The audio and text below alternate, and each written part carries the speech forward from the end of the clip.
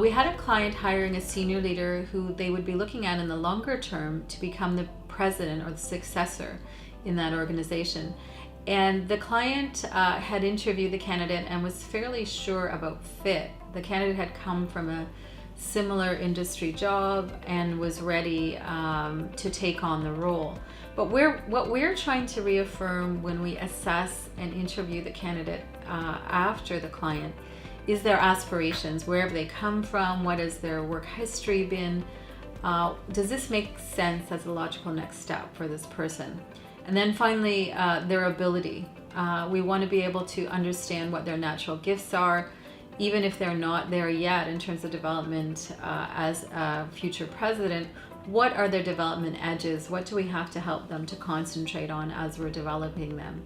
And so in the case of this leader, we could reaffirm that the enthusiasm was there, but we needed to be able to point out that that leader was making decisions at a very quick level, that was their natural style right now, and they would have to take on more of a due process thoughtfulness in order to become the president over time. So that was something that had to be developed, and we're now working with that client to develop that thoughtfulness in this leader. And so that's one example. A second example is a family business where we were working with the adult child of the founder. And that child was in the neighborhood of late 30s, early 40s. So no longer someone who was in early development of their career. But what we were identifying is natural skills and talents that were quite different from the founder. So that's always hard for people to get their mind around. So we were seeing the next chapter of leadership quite differently in the business.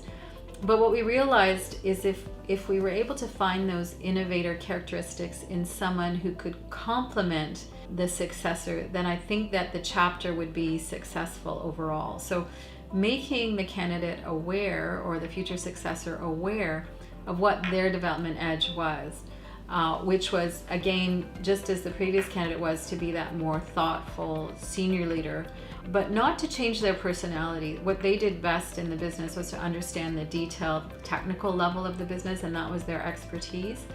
And we could get that innovation that the founder had brought previously from other senior leaders that would complement the new president. So I hope that gives you a more concrete example of how assessment and development work together to create the leaders that are needed in your organization. We'd love to speak to you more about that, and we look forward to your questions.